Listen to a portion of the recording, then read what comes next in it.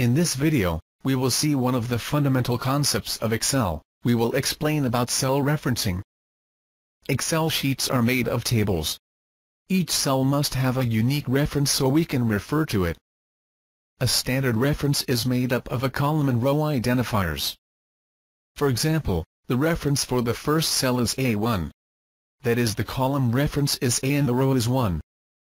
The name bar, which is located beside the formula bar, shows the reference of a selected cell. For example, if we select the second cell in the first column, A2 shows because the column is A and row is 2.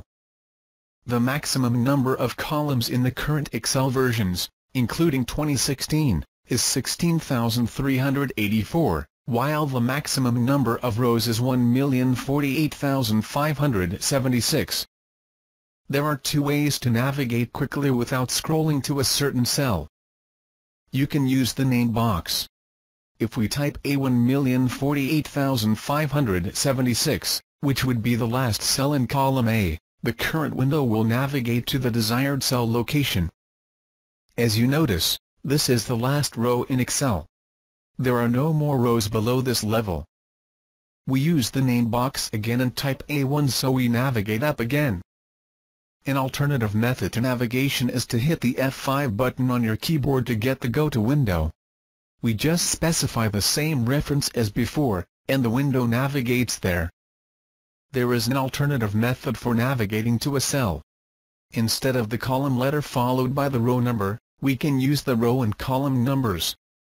We type in the name box on the top left R1 C2, where R stands for row and C for column. In this example, it navigates to cell B1 because the row number is 1 while the column number is 2, which stands for B in the alphabet. This method is efficient when we don't know the column letter or identifier, as after the 26 alphabet letters are finished, the column reference takes the form of 2 letters and then 3 letters. For example, if we want to navigate to the last column, we type R1C 16,384 and we will navigate to the first cell in the last column. The standard reference for this cell is XFD1 as it reads in the name box. As you notice, behind this column, there are no more columns. We go back to the first cell by typing A1 or R1C1 in the name box. If we want to navigate to a cell on a different sheet, we can also use the name bar, although it would be easier to select the other sheet. To do so, we type the name of the sheet followed by an exclamation mark followed by the cell reference. You may also use the name box to navigate to a macro you already created by typing its name.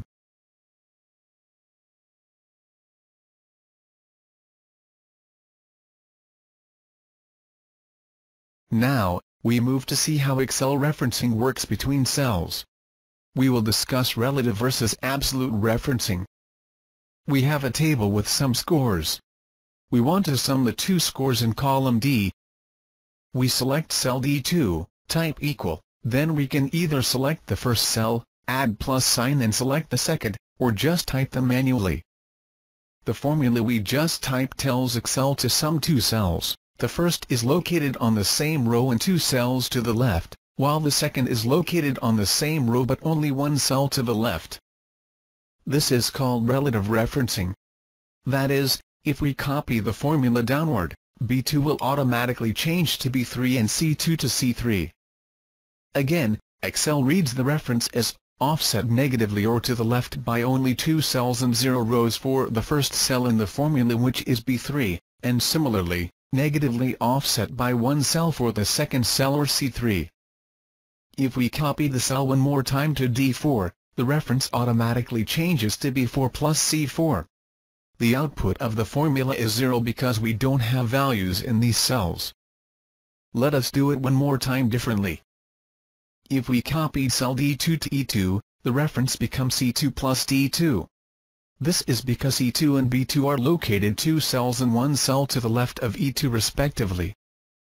On the other hand, to use absolute referencing, we use the $sign. The keyboard shortcut is F4. We add it to the formula in D2. Once we use it, Excel refers to the targeted cells in absolute form and blocks the reference.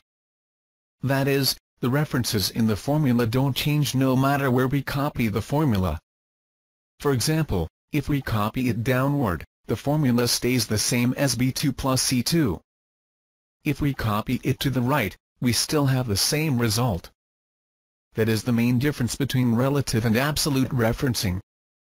Let us have a closer look at the dollar sign.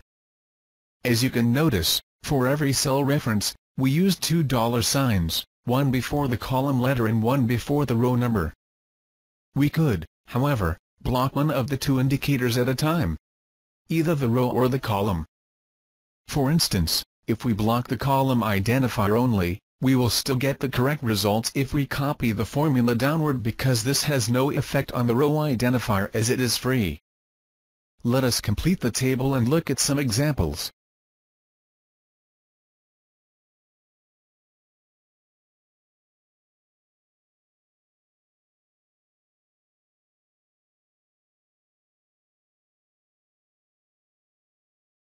In this table, we only needed relative references as there is no one specific value affecting multiple cells.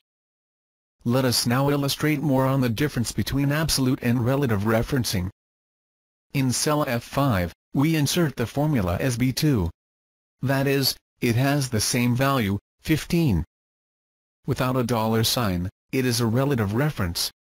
So, wherever we copy it, the reference changes. For example, when we copied it one cell upward, the formula became B1 which is one cell above the main reference. If we add the dollar sign, the reference becomes absolute. As before, it doesn't change if we copy it anywhere.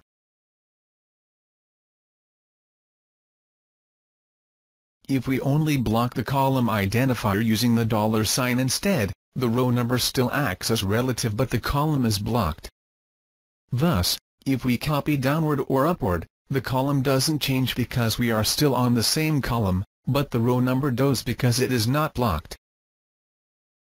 If we copy the formula left or right, both the column and row identifiers don't change because we are on the same row and the column is blocked. In case the column wasn't blocked, it would change when we copy the formula across columns. Similarly, if we block the row number only, unlike before, it doesn't change if we copy the formula upward or downward. Of course, the row number doesn't change if we copy left or right because we are still on the same row, and it wouldn't change even without using a dollar sign. If you are a frequent user of Excel, you will probably face scenarios that require the use of relative and absolute referencing plus a mixture of two where you block either the column or row identifier. Let us take a look at a simple example that involves an absolute and a relative references. We have a portfolio of stocks. We have the price of each as well as the quantity. To calculate the total, we just multiply the price by the quantity. Since we want to calculate the total for each, we want the formula to adjust to its position, and thus, we use relative referencing. We could in this case just block the column letters but this doesn't add any value in our case. Now, let us consider another scenario where we have $10,000 to invest and the weight of investment in each of the three stocks. We cannot use only relative referencing in this case because what we want to do is to multiply each weight by the same $10,000 initial investment value. Thus, since the weight is different, we need to refer to it relatively without any dollar sign while referring to the investment value in absolute form to block it. While relative references are dynamic and adjust automatically, an absolute reference is static. Using an absolute reference is the same as using the number or text directly. It statically refers to the content of the same cell. That was a short overview of Excel referencing.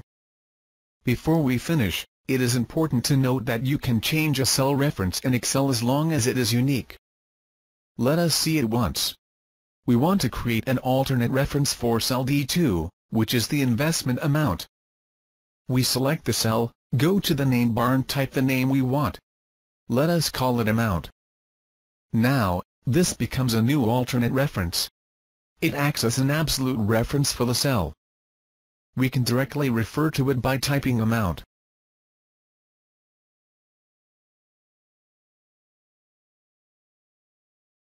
The standard reference still also works. However, the new alternate reference works across the whole workbook and not only within the same sheet as a standard reference does. That was it for Excel referencing. I hope it was useful to you.